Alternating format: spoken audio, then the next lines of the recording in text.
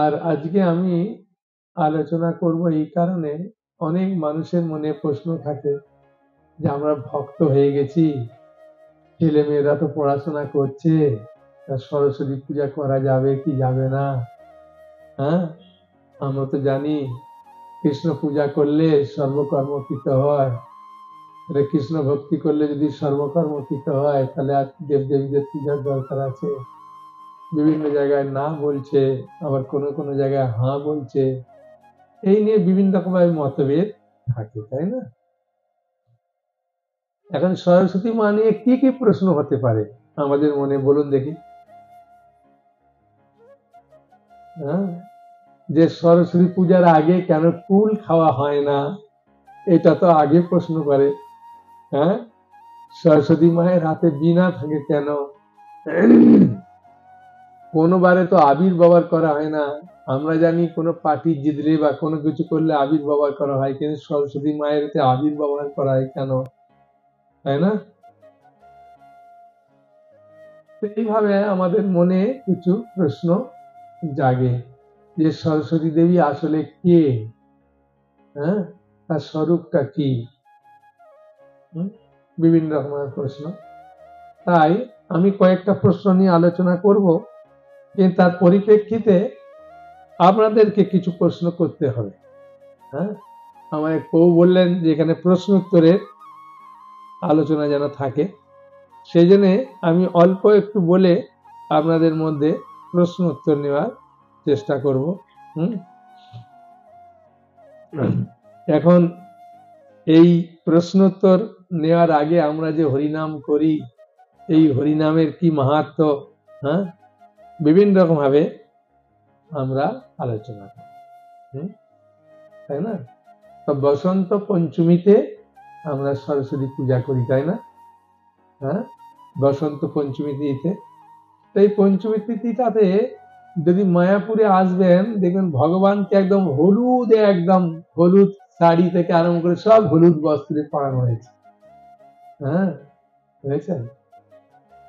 আর এই বসন্ত পঞ্চমীতে মা বিষ্ণুপ্রিয়া দেবীর আবির্ভাব তিথি, তারপরে রঘুনাথ দাস গোস্বামীর আবির্ভাব তিথি, রঘুনন্দন ঠাকুরের আবির্ভাব তিথি, পণ্ডিত বিদ্যানিধির আবির্ভাব তিথি, আর শ্রী বিশ্বনাথ ঠাকুরের তিরোভাব তিথি। মানে এত শুভ দিন। আর বসন্তকাল এলেই আমাদের কি মনে পড়ে? বসন্তকাল এলেই মনে পড়ে যে এই বসন্তকালে মহাপ্রভু আবির্ভূত হয়েছিলেন। হ্যাঁ, সেই বসন্ত ঋতুটা আমাদের কাছে খুব আনন্দদায়ক, আমরা যেহেতু মহাপ্রভুর ভক্ত। আর মাঘ মাস এলে তো সবার মুখে একটাই কথা, সরস্বতী পূজা, সরস্বতী পূজা।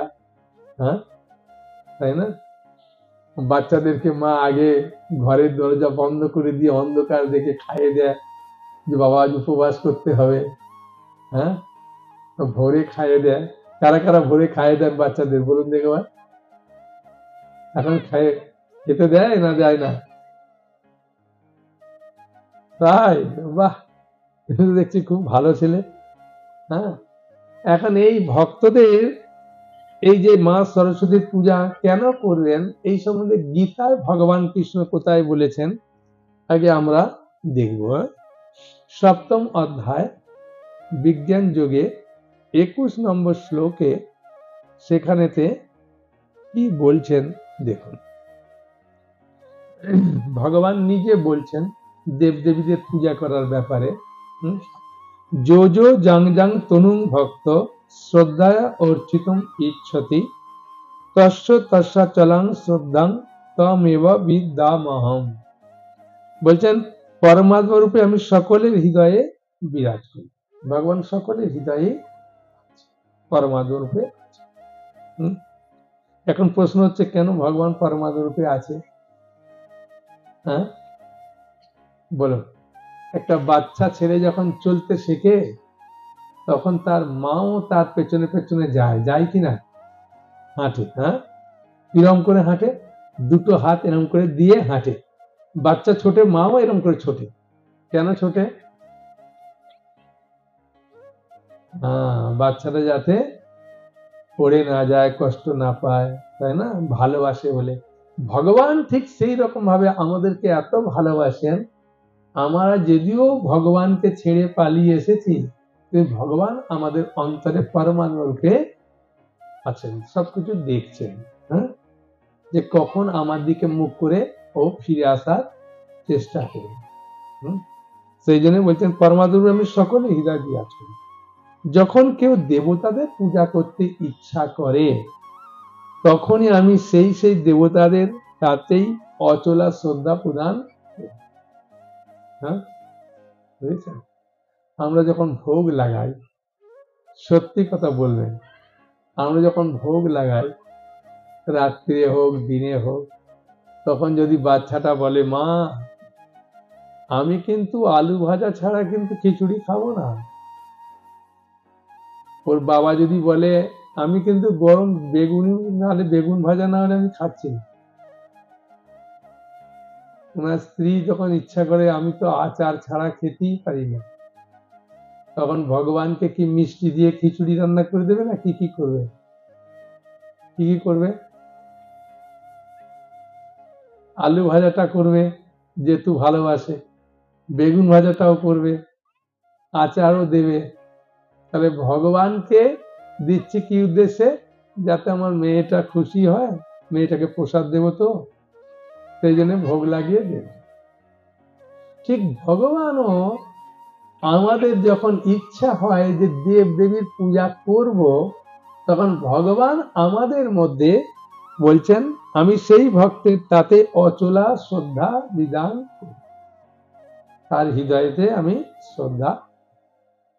হ্যাঁ, বুঝতে কারো অসুবিধা হলো? তাহলে ভগবান, আমরা যে দেবদেবীর পূজা করি তাহলে ভগবানের ইচ্ছাতে করি, তাই না? ভগবান আমাদেরকে সেরকম বুদ্ধি দেয়। এখন কেন এরকম বুদ্ধি দেয়? হ্যাঁ, প্রশ্ন আসবে।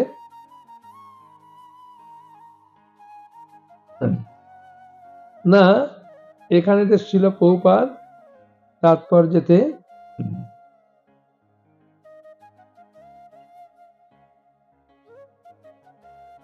কি বলছেন শুনুন।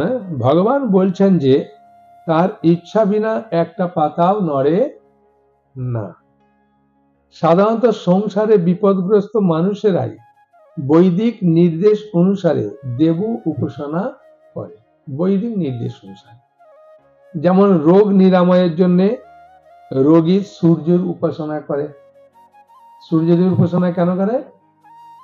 রোগ নিরাময়ের জন্য। বিদ্যার্থী বাগদেবী সরস্বতীর পূজা করে। হ্যাঁ, তাই না? তাহলে সরস্বতীর একটা নাম কি? বাগদেবী।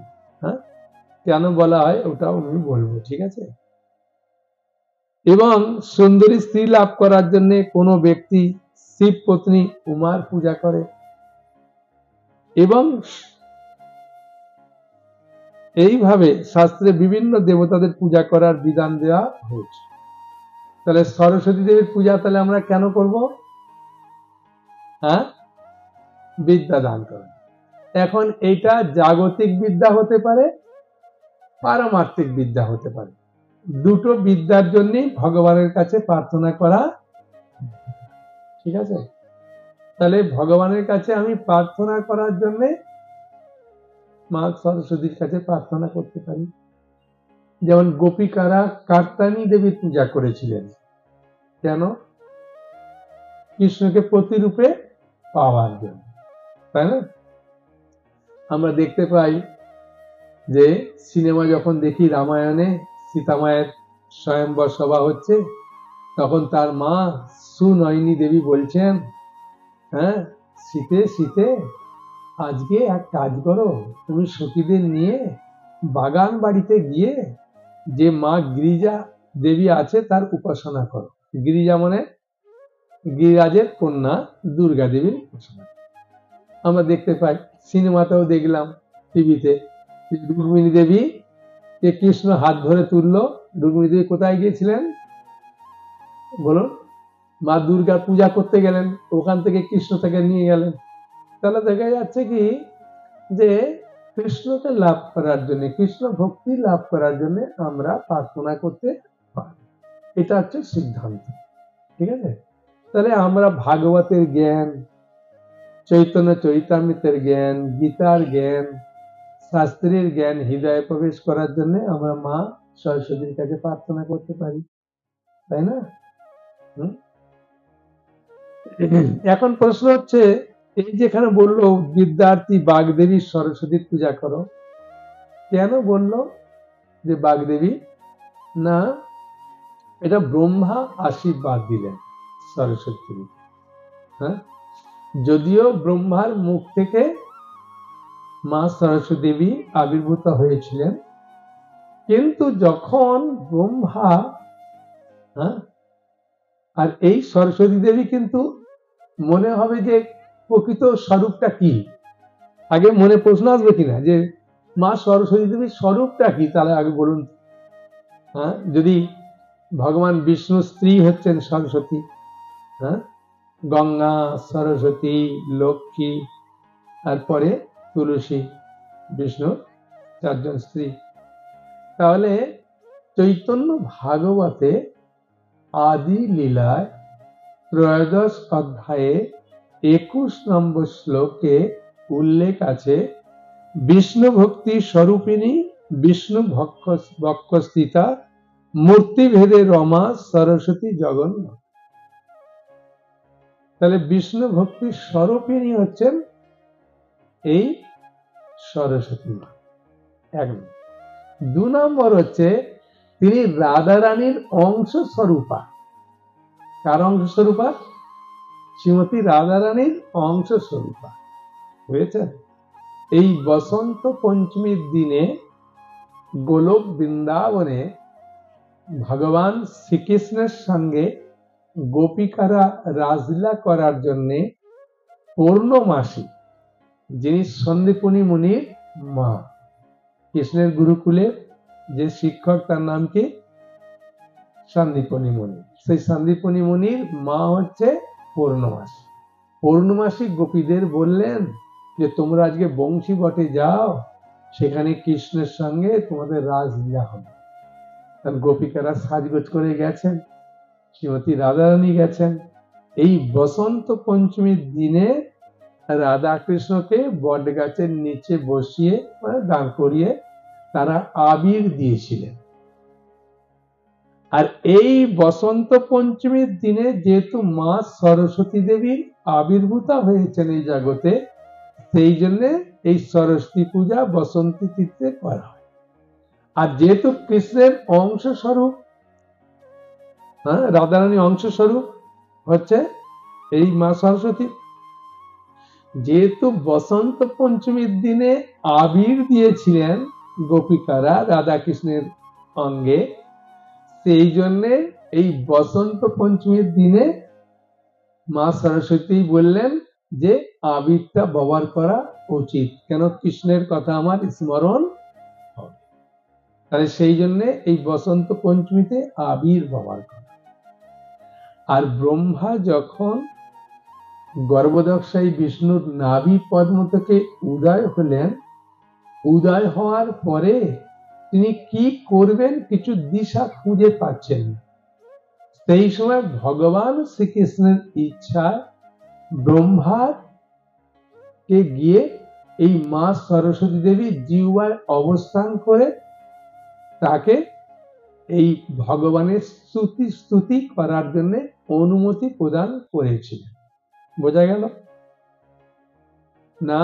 আর একবার বলছি যে ব্রহ্মা যখন গর্ভদক্ষায় বিষ্ণুর নাভি পদ্ম থেকে উদয় হলেন, হওয়ার পরে কি করবেন কিছু খুঁজে পাচ্ছেন না, ঠিক সেই সময় ভগবান শ্রীকৃষ্ণের নির্দেশে ব্রহ্মার জিহ্বায় অবস্থান করলেন। আর ব্রহ্মা তখন ভগবান কৃষ্ণের স্তুতি করতে শুরু করলেন। ঈশ্বর পরম কৃষ্ণ সচ্চিদানন্দ বিগ্রহ অনাদির আদি গোবিন্দ সর্বকারণে কারণম, যখন এইভাবে স্তুতি করছেন, তখন ব্রহ্মা সন্তুষ্ট হয়ে এই সরস্বতী দেবীকে বললেন যে তুমি যেমন আমার জিহ্বায় অবস্থান করেছো, সেটা মনুষ্য, হ্যাঁ, যারা মানব শরীর লাভ করবে জগতে, তাদের জিহ্বায় তুমি অবস্থান করো।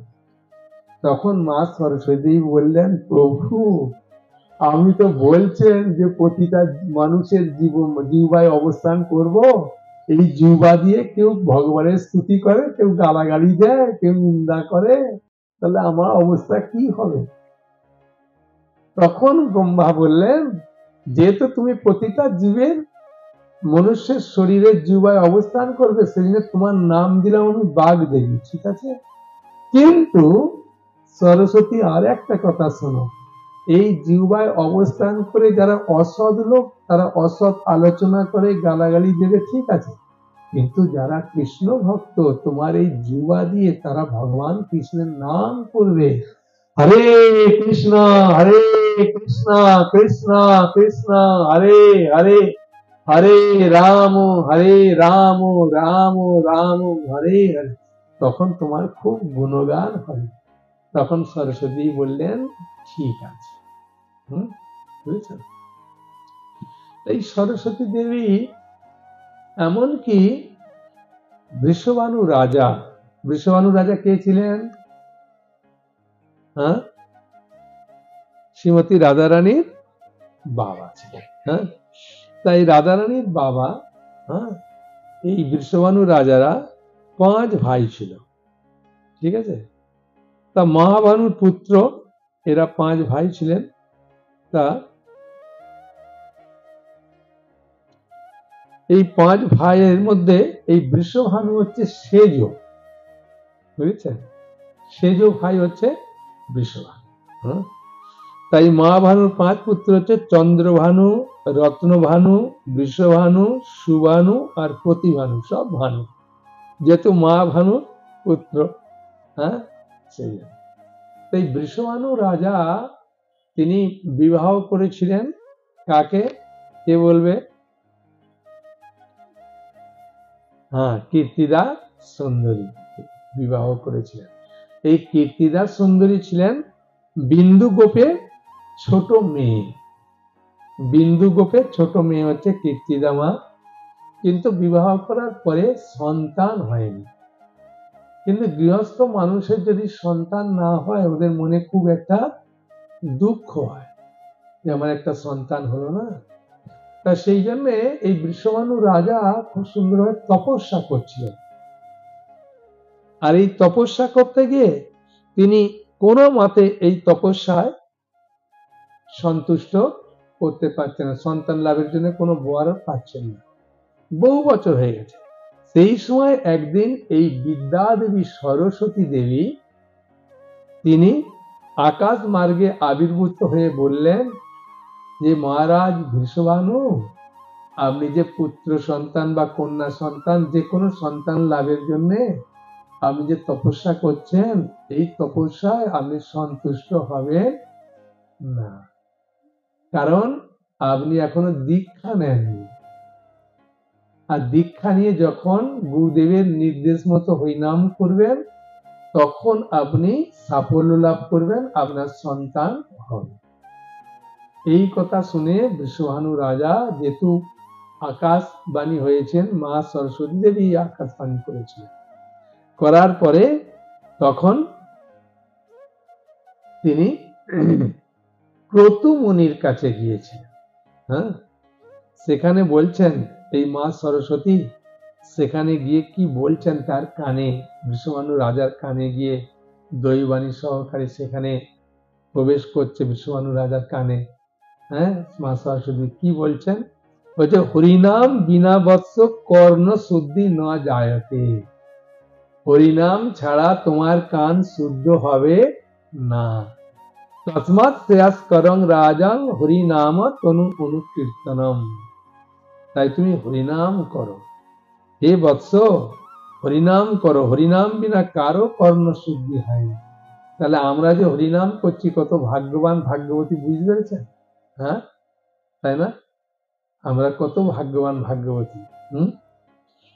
সেই জন্য এই বৃষভানু রাজা, শ্রেয়স্কর কোন বিষয় পেতে গেলে তোমাকে যথাবিধি হরিনাম করতে হবে। তুমি যাও ক্রতুমুনির আশ্রমে, সেখানে গিয়ে তুমি মন্ত্র দীক্ষা লাভ করো।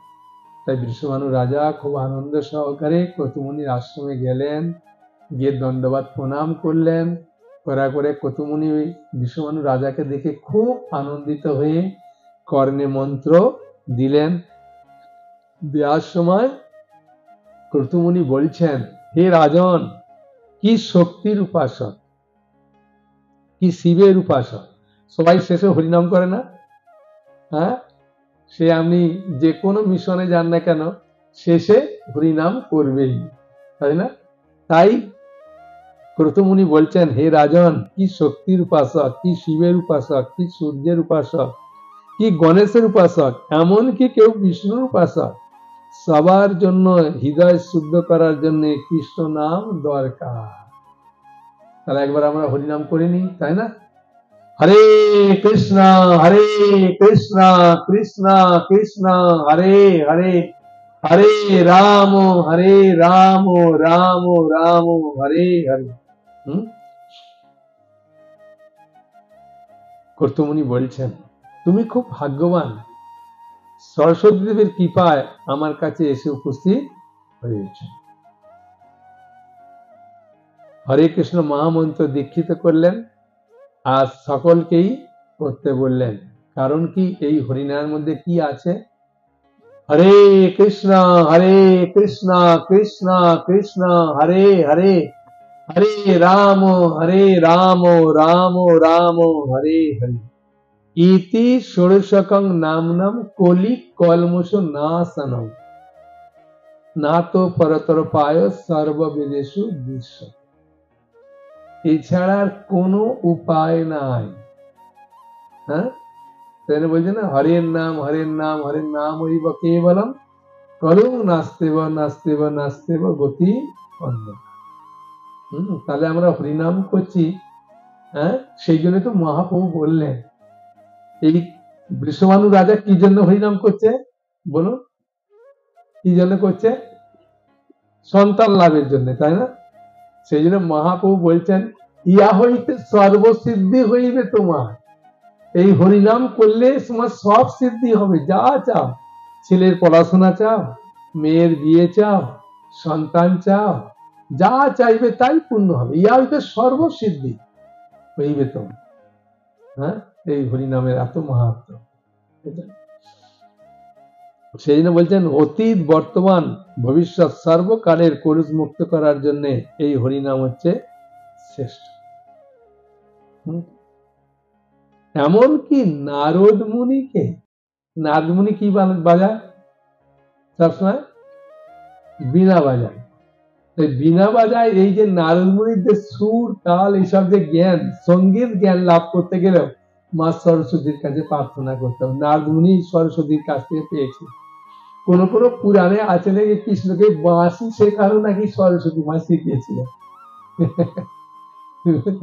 আমাদের শ্রীশ্রীমদ ভক্তি বিজয় ভাগবত বলছিলেন, মহারাজ বলছিলেন। তো এরকম ভাবে সেই জন্যে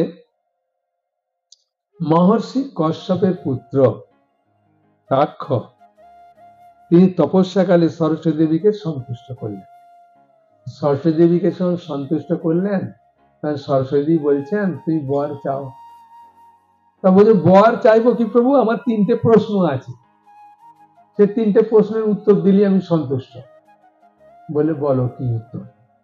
হ্যাঁ, তাই 3টে বর চেয়েছেন, এই প্রার্থনা মানে প্রশ্ন করেছেন। কি কর্ম করলে মানুষ ঊর্ধ্বগতি বা নিম্নগতি লাভ করে? কে প্রশ্ন করছেন? কশ্যপ মুনির ছেলে তাক্ষ কে প্রশ্ন করছেন। হ্যাঁ, কোথাও কোথাও রেখা আছে ঋক্ষ, কোথাও তাক্ষ। তা সে প্রশ্ন করছেন যে কি কর্ম করলে মানুষের ঊর্ধ্বগতি বা নিম্নগতি লাভ করে?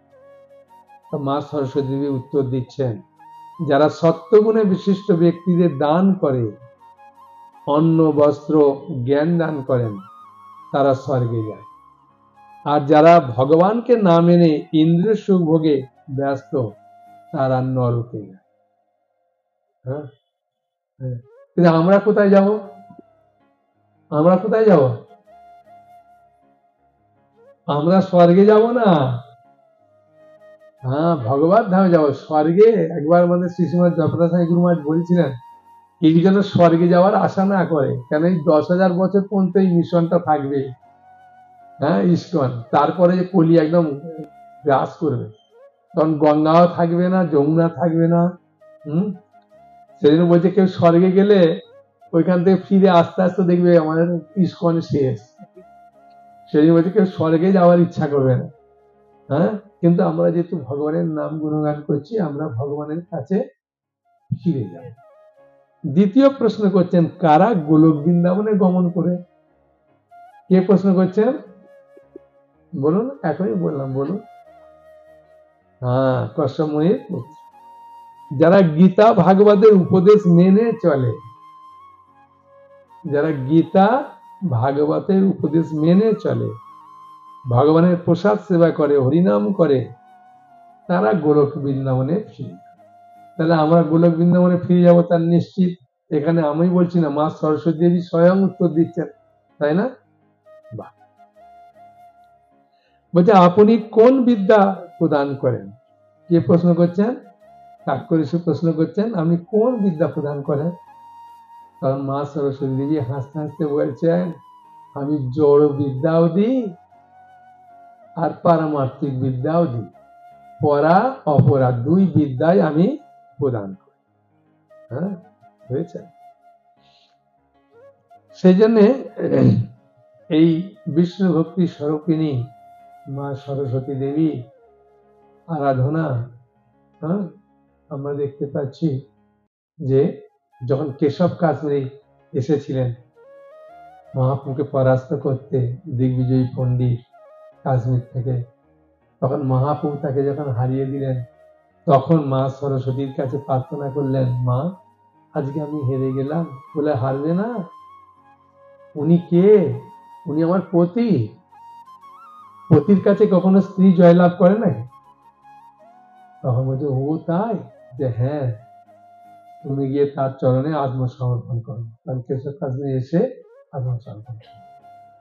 এই মা সরস্বতী দেবীর সম্বন্ধে অনেক কিছু জিনিস আছে। এখন প্রশ্ন হচ্ছে, কেন কুল খায় না? হ্যাঁ, একটা বাচ্চা আমাকে প্রশ্ন করেছিলেন, প্রভু কুলটা খাবো না কেন? মা মনে হয় বারণ করছে, ওই কোয়াশ থাকে বলে নাকি? আমি বলছি, না, তখন পাকে না। আমি জানি কুল অনেক গাছে পেকে যায়, অসুবিধে নেই। হ্যাঁ, এখন ব্যাপারটা হচ্ছে আমরা মনে করি বোধহয়, হ্যাঁ, কোয়াশ থাকে, গলায় ব্যথা হবে, ঠান্ডা লাগবে। যখন বদ্রিকা আশ্রমে তপস্যা করছিলেন ব্যাসদেব, মানে তপস্যা করতে বসবেন, সেই সময় হঠাৎ একটা ফুলের আঁটি তার কাছে পড়ে ছিটকে যায়। হঠাৎ দেখে, কি ব্যাপার, কোথা থেকে যেন পড়লো। উনি তাকাচ্ছেন যে কি ব্যাপার, এখান থেকে এরকম পড়ার কারণে। তখন হঠাৎ দৈববাণী হলো যে এই আঁটিটা পড়েছে, এই পড়ার পরে যখন গাছ হবে, গাছ হয়ে যখন ফল ফুলে পরিণত হবে, আর এই ফল যখন পাকবে, পেকে তোমার মাথার উপরে যখন পড়বে পাকা ফল, তখন তোমার এই তপস্যায় তুমি সিদ্ধি লাভ করেছো বুঝতে পারবে। পড়ার পরে ব্যাসদেব এই কুল গ্রহণ করেছেন। সেই জন্য সরস্বতী পূজাতে কুল অবশ্যই দেয়, তাই না? কুল ছাড়া হবে না। হ্যাঁ, অনেক জায়গায় শাঁকালুও দেয়, শাঁকালু কুল এবং কয়েকটা জিনিসের দাম দেবে। তা সেই জন্যে আমরা তাহলে আজকে আলোচনা থেকে কি কি পেলাম? যে কেন বাগদেয়ী বলে, ও কেন বীণাটা থাকে বলা হয়নি না? ও হ্যাঁ, বীণা থাকে এই কারণে, সরস্বতী দেবী সবসময় বীণা নিয়ে ভগবান কৃষ্ণের গুণগান করে, সবসময় জন্য কৃষ্ণের গুণগানে তিনি মত্ত থাকেন। হ্যাঁ, সেই জন্যে বীণা তিনি হাতে রাখেন, যে ভগবানের গুণগান করেন। বলুন, কারো কোনো প্রশ্ন আছে? কি প্রশ্ন? মাইক, হ্যাঁ বলুন। হরে কৃষ্ণ। আসলে এই যে সরস্বতী দেবীর আবির্ভাবটা অনেক জায়গায় অনেক রকম ভাবে উল্লেখ আছে। আমি যে বললাম যে ব্রহ্মার মুখ থেকে সরস্বতী আবির্ভূতা হয়েছেন, এটা ভাগবতমে উল্লেখ আছে, বুঝেছেন? এই যে ভাগবতম 2য় স্কন্ধ দেখছেন না, 2য় স্কন্ধের 4র্থ অধ্যায়ের 22 নম্বর শ্লোক, অনুবাদটা পড়ছি, তাহলে বুঝতে পারবেন। যিনি সৃষ্টির প্রারম্ভে ব্রহ্মার হৃদয়ে শক্তিশালী জ্ঞান বিকশিত করেছিলেন এবং সৃষ্টি এবং তার নিজের সম্বন্ধে পূর্ণ জ্ঞান প্রদান করে অনুপ্রাণিত করেছিলেন এবং সেই বেদরূপা সরস্বতী ব্রহ্মার মুখ থেকে প্রকাশিত হয়েছিলেন। বোঝা গেল? এখানে উল্লেখ আছে, সেই বেদরূপা সরস্বতী ব্রহ্মার মুখ থেকে প্রকাশিত হয়েছিলেন। সমস্ত জ্ঞানদাতা ঋষিদের মধ্যে যিনি সর্বশ্রেষ্ঠ, সেই পরমেশ্বর ভগবান আমার প্রতি প্রসন্ন হন। এই আপনারা খুললে পাবেন, ভাগবতের 2য় স্কন্ধ 4র্থ অধ্যায়ের 22 নম্বর শ্লোক। এরকম শাস্ত্রে অনেক কিছু উল্লেখ আছে। আর যেমন এক মাতাজি প্রশ্ন করছেন যে ব্রহ্মা কি তার মেয়ের প্রতি আকৃষ্ট হয়েছিলেন? না, শিলা প্রভুপাদ এটা উল্লেখ করেছেন 3য় স্কন্ধ ভাগবতে 12 অধ্যায়ে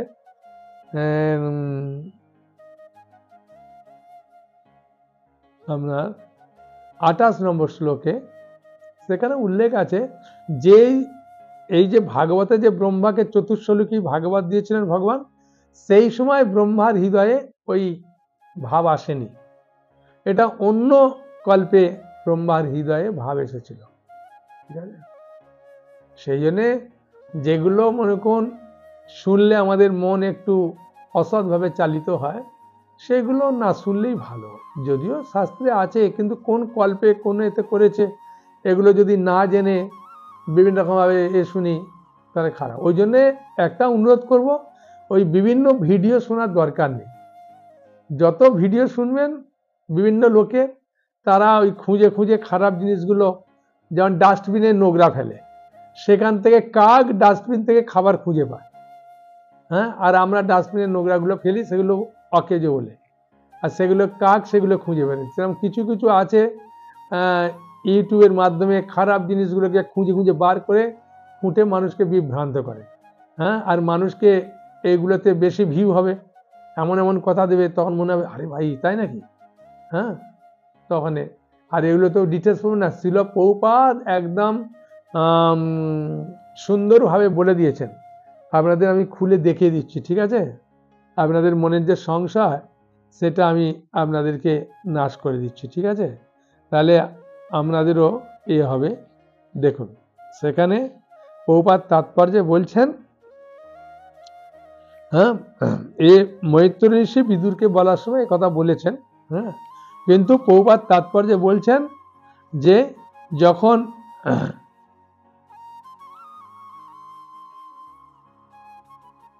ভগবান যখন 4র্শ্লোকী ভাগবত শ্রবণ করিয়েছিলেন যে ব্রহ্মাকে, ওই ব্রহ্মা আর মোহগ্রস্ত হয়নি।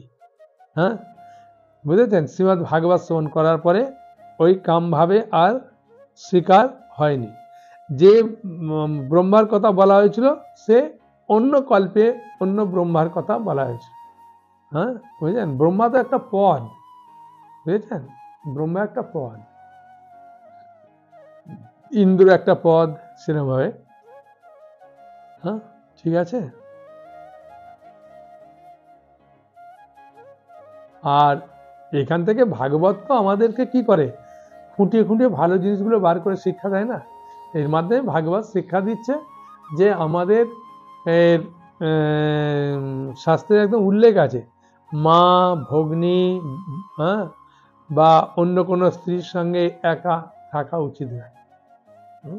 অনেক কিছু জিনিস শিক্ষা দেওয়ার জন্য আমরা ওই খারাপ জিনিসগুলোকে অত মাথা ঘামাবো না। আমরা ওখান থেকে যেগুলো শিক্ষণীয় কথা সেগুলো আমরা গ্রহণ করব, বুঝেছেন? হ্যাঁ, আমাদের কাজ হচ্ছে যেগুলো থেকে আমরা শিক্ষা পাবো, যেগুলো থেকে আমাদের মন চঞ্চল হবে না, সেই কথাগুলো শ্রবণ করা উচিত। ঠিক আছে? মা সরস্বতীর হ্যাঁ কৃপায় আমরা অনেক কিছু জিনিস জানতে পারলাম আর কি। ঠিক আছে, ভালো থাকুন। হরে কৃষ্ণ কৃষ্ণ কৃষ্ণ হরে হরে, হরে রাম রাম রাম হরে হরে।